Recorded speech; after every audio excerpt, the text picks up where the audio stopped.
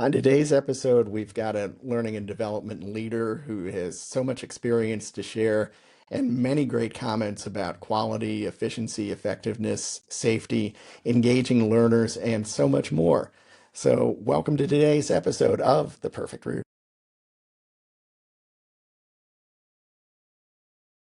Hello there, and welcome to another episode of The Perfect Route. I'm here with Jillian Moulton, who is the Vice President of People for Fabric Health. Hello. Glad to see you, Jillian. We've already had an interesting conversation as we prepared for the podcast, so let's dive right into talking about some of the biggest gaps and underdeveloped areas in current learning programs. What do you think those are, and how are you going after them? Yeah, I think it's an exciting time for L&D because a lot of times, especially in kind of smaller companies or companies where there's a budget, like L&D is kind of the first place to kind of look at efficiencies, let's say.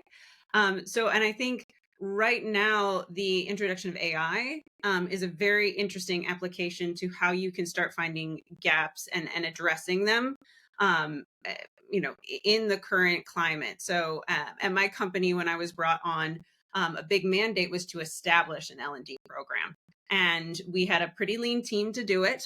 And we were looking at it. We wanted to make sure that we built out a program that addressed the needs of the company. So we did a lot of needs assessment before we went into it. But when we actually started building the program, it's really like a big undertaking. And so we definitely utilized AI to help us design the frameworks, to design the program.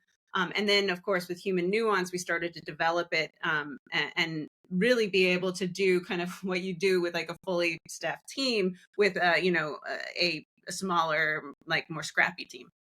Okay. And of course, that's a recurring theme in learning and development departments. We always feel understaffed and under budgeted. Um, Yeah. And I think that's where the area of AI, where there's, definitely needs human guidance and human nuance, but I think it can really help with a lot of the kind of like time sucking activities that come into learning and development. Once you have your needs assessment, you want to give the world. And I think it allows you to kind of get there quicker by, building out frameworks, giving suggestions. Also, the dynamics of not just doing one kind of learning is really important. So how do you blend in mentorship? How do you blend in one-on-ones? How do you blend in live sessions with the e-learning that you build out? And I think AI will help you kind of build out how you can actually practically do that, rather than just kind of being lost in the big world of what you attempt to do. and that makes sense. Are your learning engagements more, is it more common to do remote engagements, or do you mix live engagements in and get people into the same room? Yeah, so our company is entirely remote. So we are definitely remote first.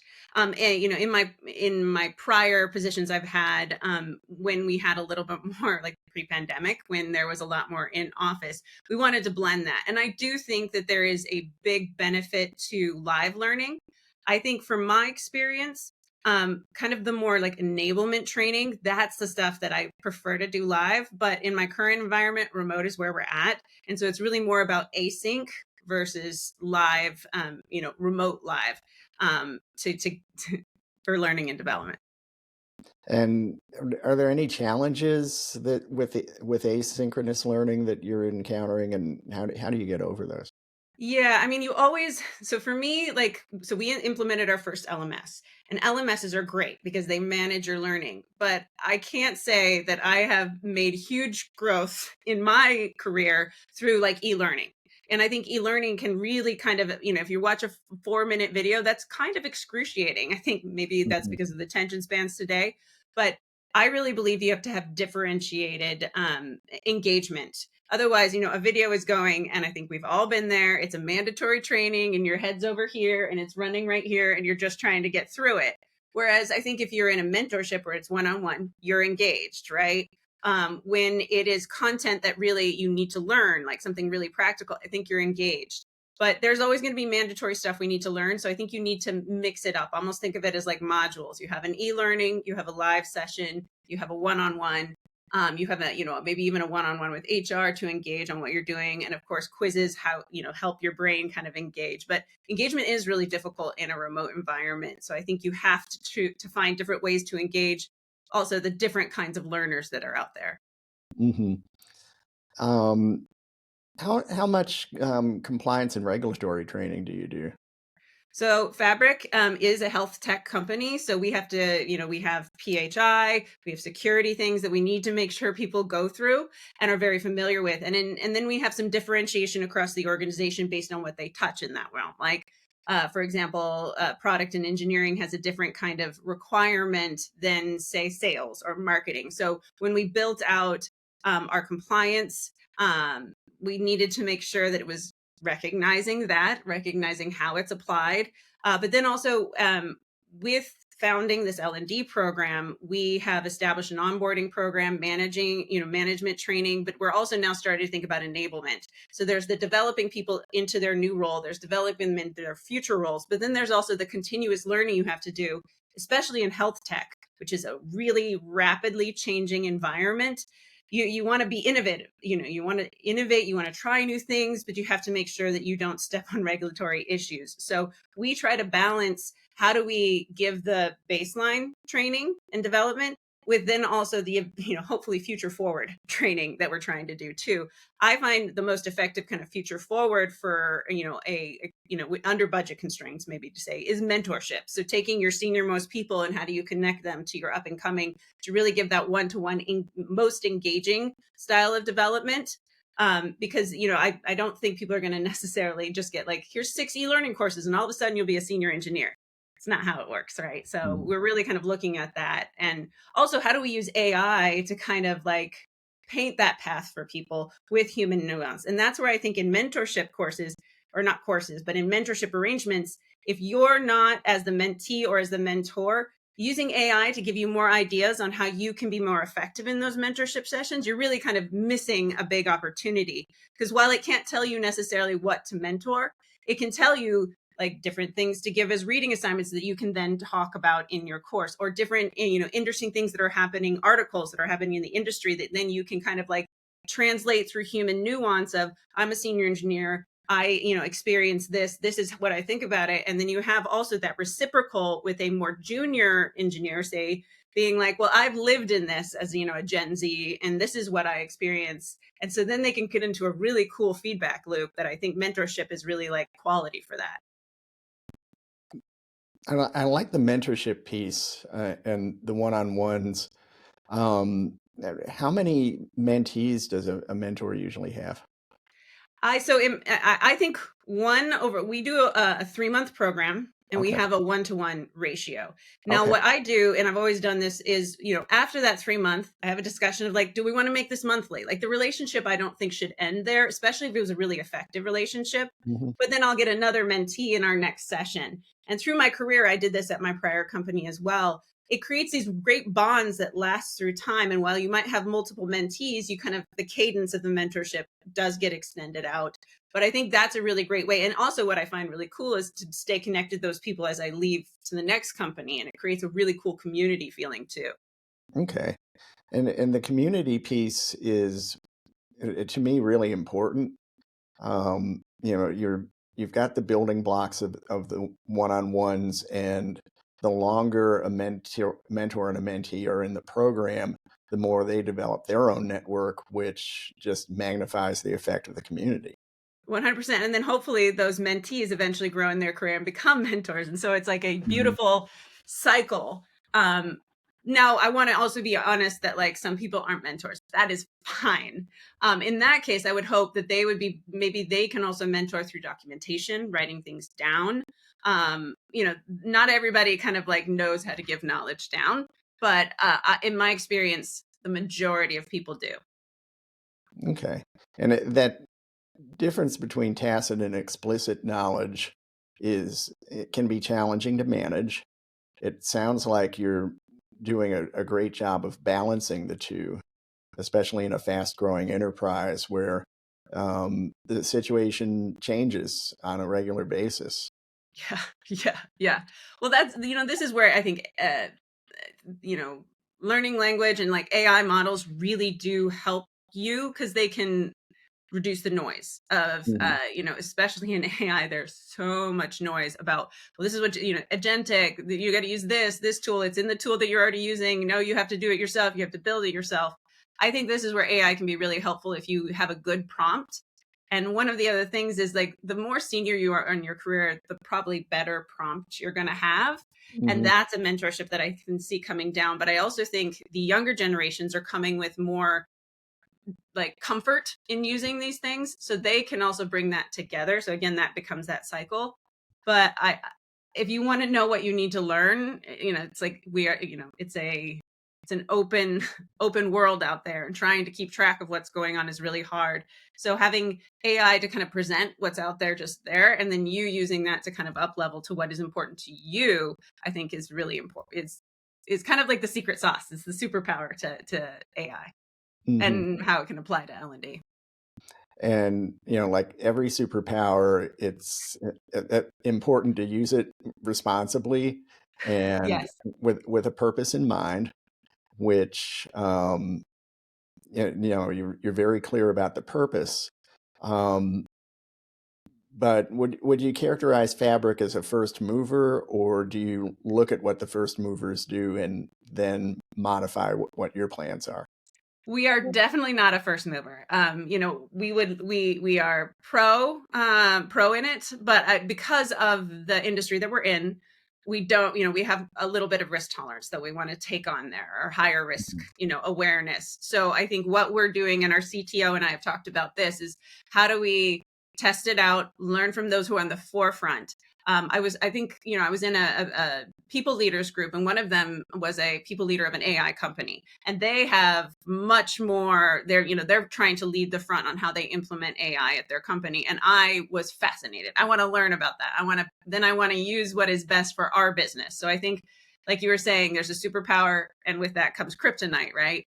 And so kryptonite is when you use it kind of like a toddler. I'm just going to do it everywhere. And in some businesses, you can do that because your risk tolerance is elsewhere. Of course, at our company, we need to be a little bit more careful with our usage of it. But that doesn't mean we don't want to like touch it at all. We just want to find out what are the ramifications. And that's why we work really closely with our infrastructure and security team to be like, okay, can everybody use Gemini, and what can we put in and what shouldn't we put in? Can everybody use Perplexity? Our engineering use their own AI, and what can we put in, what we can't, and just try it out. I think curiosity is the superpower, right? Mhm. And kind of, I guess, blind desire. When curiosity goes wrong is when you go down the wrong area and you have nobody kind of giving you the wall to push against. So we have to make sure we have our walls, we have our human nuance. Then the output has to be reviewed because of hallucinations. We're not quite, there where it's just like in, out, perfect. So we also want to make sure that what we're doing takes that carefully. And I know one of our engineers posted on LinkedIn his experience with AI, and it was essentially, it gave me the right answer, but I didn't know how. And then I had to go through and figure out how. And by doing that, I learned to be a better engineer. And I was like, that's amazing. Like, Mhm. that's what I think is true, is you don't just blindly put it in, even if it's the right answer. And this is true in L&D. Like, it'll give you a framework that is great for creating an onboarding. But if you just did that, it wouldn't be, representative of your culture. It wouldn't be representative of what you want people to learn. You have to go through and be what's important, what's not important, what are your values, what isn't, like, do they need to know their customers? Do they need to know the tech? How much? You have to put that human nuance in. Even if the framework was right, you still got to go through and make sure that it's applicable. But it does eliminate the work where you're doing like the framework stuff first. Mhm. And I love how you're matching, the risk tolerance and the culture to the AI usage. Um, in some enterprises, they're more than happy to take on the risk, but other enterprises don't necessarily get how much risk their people take on, especially when folks go rogue and start using AI outside the organization's controls. Yeah, I think in those cases, that's where you need like the AI mavens at your organization that tell you certain things. Like, does it retain all prompts that you put in there, or do they delete them right after? Like, that's really it, are you using an enterprise? Are you allowed to use, a personal version of it, a private version of it? That's where I know a lot of organizations have like work groups or, focus groups on AI. And that's where you need to start building out your policies. Every company that I've worked at has a policy about how you work with AI. And that's going to evolve. And I think based on your business and the culture, that policy should be either risk averse, accepting some risk, it should reflect what the business needs to be successful. Because also there's something to be said about like, you know, over usage of AI in a business that doesn't necessarily need it is not going to be effective, right? Effective use of AI and a fear of using it is going to keep you from getting those efficiencies. So it's again, human nuance on top of that kind of like AI superpower is really important. Mm-hmm. And it does sound like the AI usage is helpful to getting folks engaged, not only in the learning program, but in knowledge management. I'd imagine there's a fair amount of KM happening at Fabric. Yeah. I think that, I mean, we're really kind of like, we've landed it and we're looking to expand it. I think it's interesting, like the tools of the AI really kind of also define how much you embrace it as well.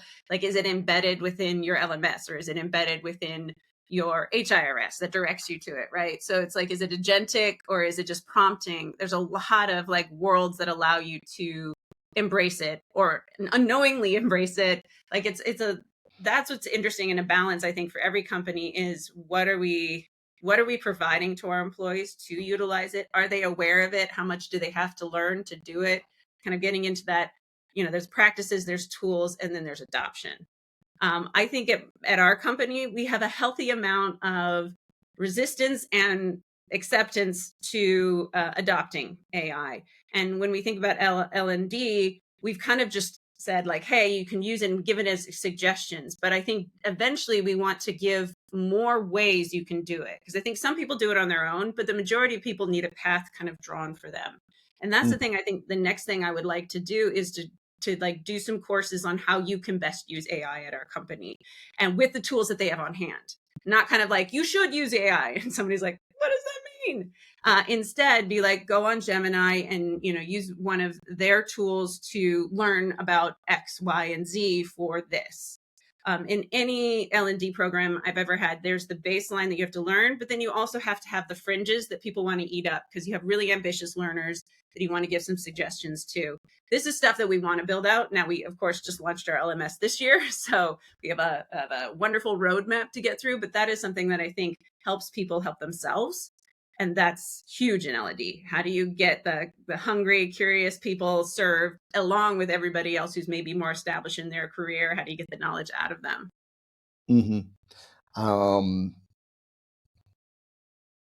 And this gets to one of the challenges we've always had with KM, as you put it, getting the knowledge out of people can be challenging. There's the time element, there's buy-in from those people, there's fear that this is an effort to somehow replace them or take away pieces of their job without offering upskilling opportunities. But learning how to use AI, that seems like an upskilling opportunity in itself.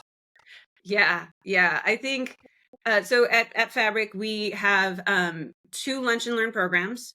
One lunch and learn program that is a style of kind of like getting that knowledge down that is about business relevant things. So something about an industry, about a new product, about new things that are happening. But then we also have an L&D that is just for I would guess you could say it more professional or non-business.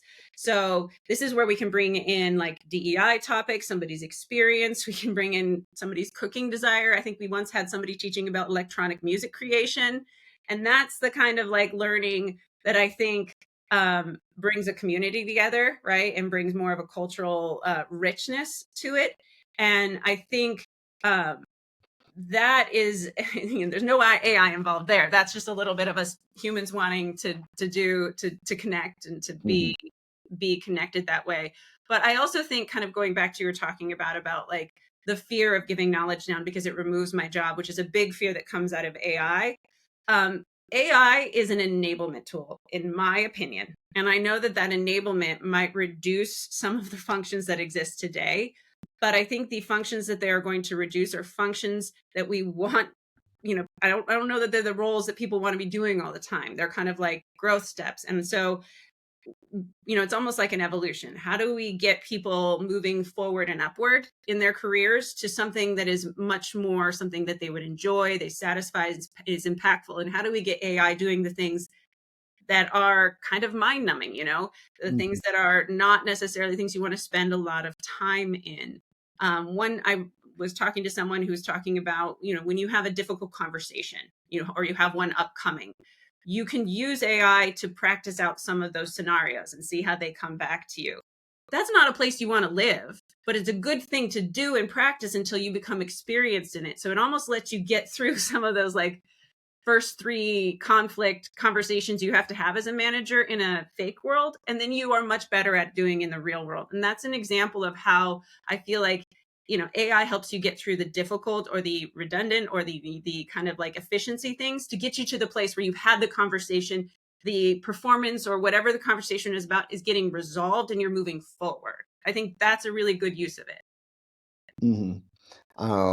Certainly affects productivity, and well, it's almost the reverse of what some employees expect with an AI implementation.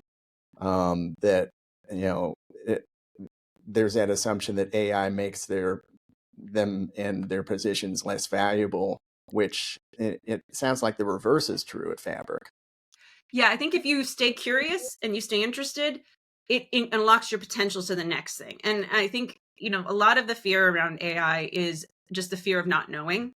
And I think the best way to get out of that is to research about it, like learn about it, see where it's effective, and not necessarily on the front edge of what they're doing, because that is going to be scary. It's kind of like, I like to look at the sky, but I'm afraid to be an astronaut. Like, start looking at what's in front of you, right? And looking at what's happening in your industry, talking, I think, communities of people in your job, join those communities, because I guarantee you they're talking about AI and how it's relevant. And you're going to find the people who are using it in a way that makes their job easier. And I think any company who's mandating AI, they should be also giving the how you are going to use it kind of thing. Any blanket AI, mandate is going to be scary to people. You have to tell them, okay, I want you to do it this way, try it out, explore it, make it less scary. And then I think that's how we get acceptance. Get rid of some of the unknowing. And we have seen this cycle before with PCs, and then network PCs, internet rollout, Web 2.0, all in the workplace. But with AI, we used to joke in the late 90s about Netscape time. AI time just seems even more intense. Well, it's the Wild West right now to some extent, right? Well, I think maybe we're a little past the Wild West. I don't know. I think anything new is going to have a natural fear of it. And there's a book called Super Agency that the beginning of it all talks about fear of technology through history, right? People are afraid of cars because they would destroy the family and things like that. And so part of me is fear is a healthy skill set, but then you must use it to apply yourself. So fear within activity, I think, is just loss of potential. So have an action, start doing something, start exploring. Most AI language models have some sort of entry level, try it out. And you should, right? And we should be talking to each other. What I think is really cool, and this is true about L&D, is the community discussion that's happening about it is fascinating to me. And that's truly human. Humans tend to, we discover something, let's talk about it. Let's talk about what so get involved in a conversation. And, L&D professionals should be talking about AI and how it can make us better, stronger, faster all the time. HR people should be getting together and talking about how we can make it better, faster, because then we have agency on it. We are controlling it. We are guiding it. We are giving its nuance. So that would be my, as you can tell, passionate advocation. Right. I mean, a hammer's not going to work by itself. No. And no, AI needs prompts, and we also have to be critical thinkers with not only the output but the input of data into the AI. Yes. Yeah. Yeah. It's also a little fun. I got to be honest. Like Gemini has this like storybook function that Hmm. this is a little bit, sorry, going off on a tangent, but they have the storybook function. And we recently went on a vacation with my family and I was like, we're going to this place. We're going to see grandma. We're going to be on this place. And it created the most hilarious storybook I've ever read. And that was entertaining. And I showed it to my kids and we had a great laugh and it was like a family thing. So like that's like what I mean about like go into it with curiosity and finding hallucinations and being interested about that. Yeah. Um, yeah. And the curiosity thread has resonated throughout our conversation, and it's for me it's refreshing to hear, because so many times in L&D I've encountered departments that are more service providers, and it's nice to hear about L&D as a strategic enabler for the enterprise. Yeah, I am. Yeah, that's that. I mean, I'm just naturally a curious person, so maybe that's also my bent. But I think, any L&D program should have their bedrock that they establish that is a service and is serving a need. But I think of it as a jumping off point, and so everything you do should be the next step. And nobody wants to be chased about mandatory training, but if you don't have the mandatory training, you're not going to be as effectively curious, I guess is the best way to say it, than you could be, right? You need to know a little, I have an 8 and a 6-year-old and there's so much time where they're like, Mom, I'm an expert at this. And you're like, yeah, slow your roll. Because they need to get that bedrock to jump off of. So I think that there is a service element that is the bedrock of L&D, and then everything on top of that should be spurred by curiosity. And you should be, I think, somewhat aggressive in asking that about all your development, all of your learning, all of your enablement does it spur curiosity? Does it spur further learning? Because if it doesn't, you probably won't have people doing it, or they'll probably, be looking at this screen instead of the content that you want them to take in. Mm-hmm. And that's certainly a great way to link curiosity with engagement.